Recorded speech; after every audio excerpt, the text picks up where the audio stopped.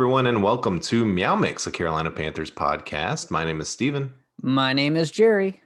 We're going to go ahead and continue our draft profile series on Rashawn Slater, offensive lineman out of Northwestern. Rashawn Slater was a three-star recruit coming out of high school and decided to go to Northwestern. As a true freshman, Slater started 12 games at right tackle, and as sophomore, he continued to start for Wildcats and ranked fourth-rated tackle by PFF that year. In his junior year, he was moved to left tackle and earned honorable mention for All Big Ten. In 2020, he and a lot of other players opted out because of COVID to prepare for the draft. Again, I don't knock any of these guys for skipping college and preparing for the draft, especially with the COVID situation. That's something we talked about, when this whole COVID opt-out deal started. We talked about it's going to be harder to evaluate players this year for the draft, and there's going to be some busts that go early, and there's going to be some home runs that go late. Mm-hmm. So that's just going to happen this year. We all have to understand that. So Rashawn Slater is 6'3", 304 pounds, senior, as we talked about. Looking at his stats, 2019, he was rated a 90 overall by PFF. That's an elite score. He gave up 0 sacks. He gave up 4 hurries in 11 games. That's pretty impressive. Yeah.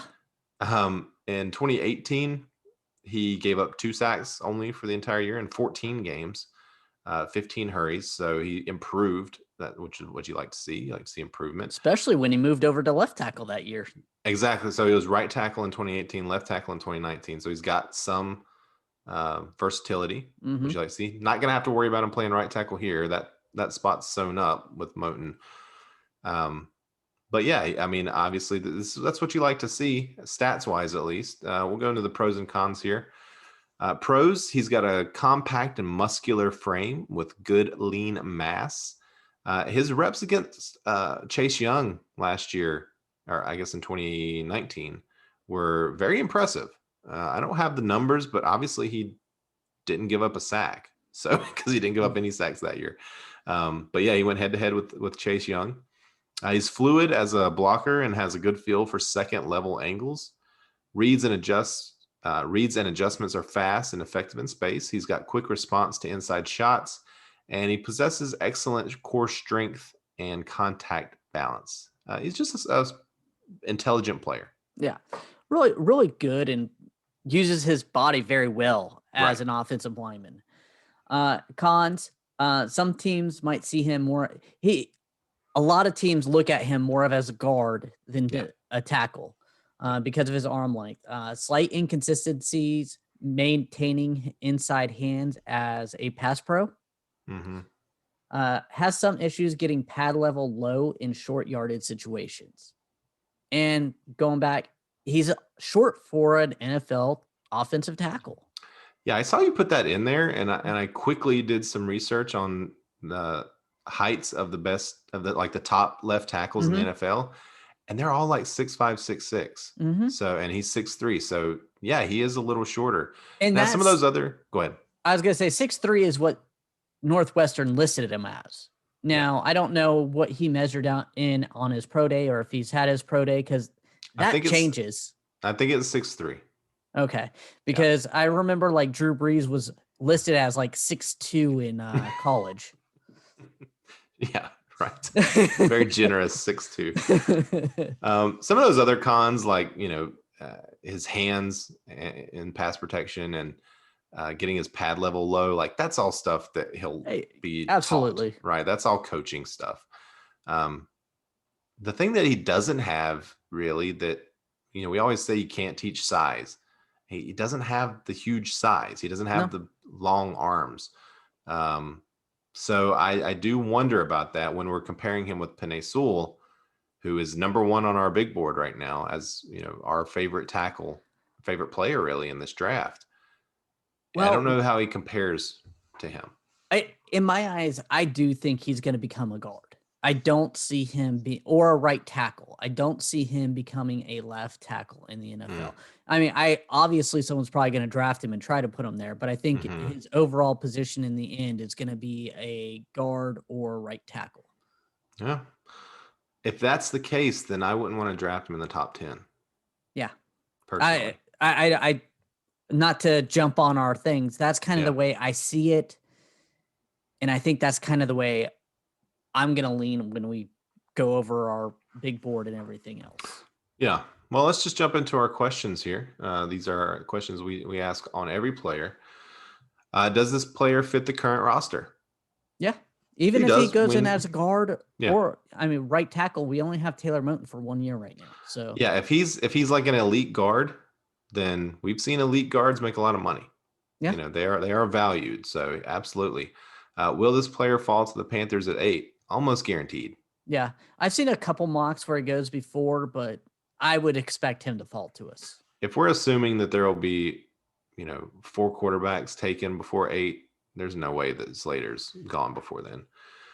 Would you be excited to draft this player? I would. I would be too. Yeah. I think this is another player that I would really want us to drop back if we are targeting him, though. Yeah, agreed. I think we could probably drop back to maybe 12, 13, something like that, and still get him. I think he's going to go in the top 15 for sure, because he is a very talented guy, and he is coming in as a tackle. Yeah. So, I agree. We've seen shorter tackles work out before. I can't name any off the top of my head because I don't keep track of heights of tackles, but I'm sure that there has been a tackle that's not 6'6" that has been successful. You're not Rain Man with every tackle height in your head. Yeah, I mean, he's very successful in college, so that doesn't always translate to the NFL, but usually the top end offensive linemen translate pretty well into the NFL. Yeah, that's pretty standard.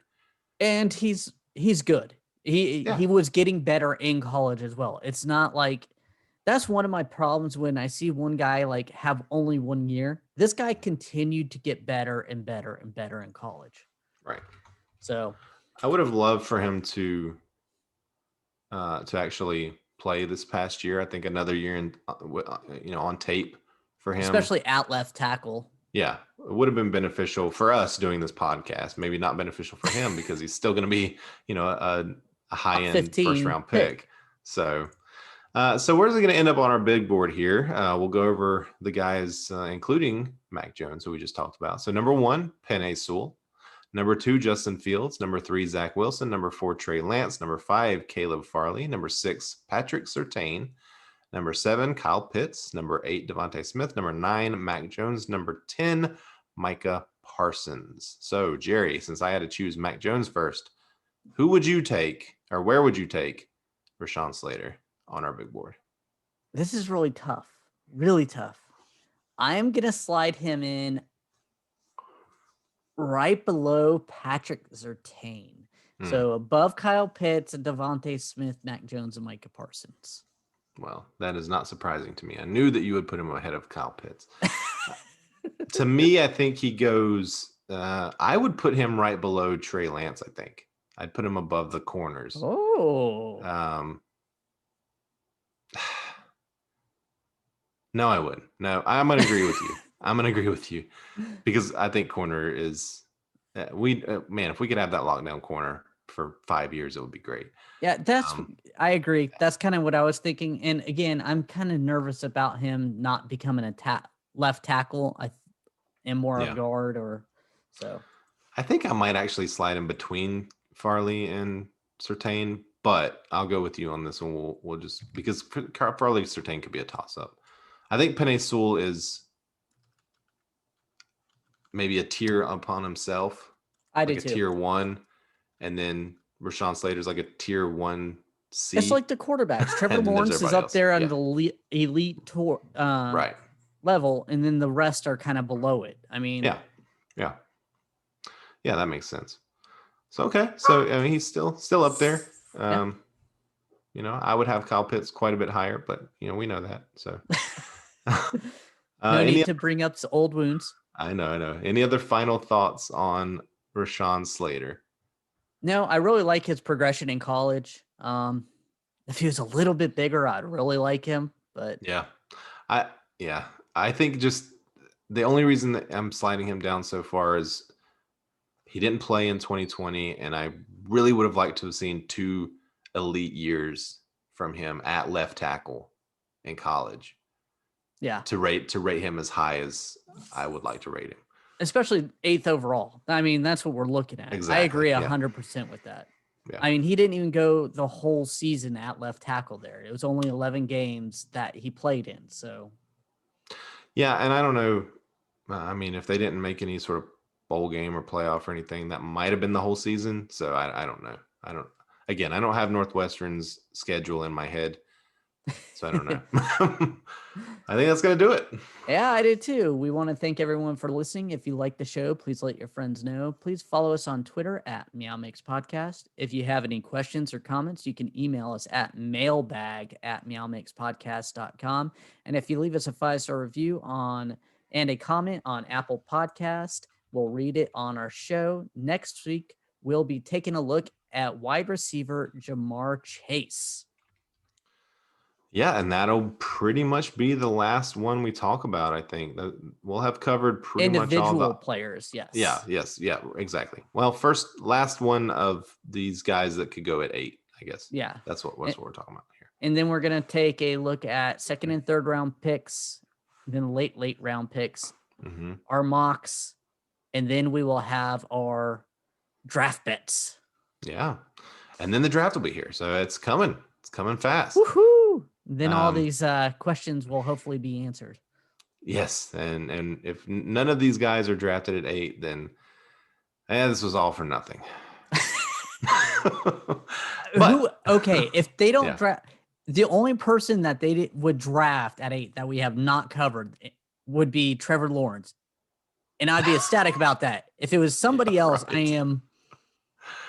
Yeah, it would be. I may take a break from the podcast for cursing's sake. They might go way out in left field, but I mean, we've covered this will be 12 guys, I guess, 13 guys. 12 for that 8 spot. So we must have talked about them. But hey, who knows? Anyway, until next week, everybody, when we talk about Jamar Chase, hopefully there'll be some news to talk about that doesn't involve, below average quarterbacks changing their jersey number. That'd be nice. But until then, everybody stay safe out there and keep pounding.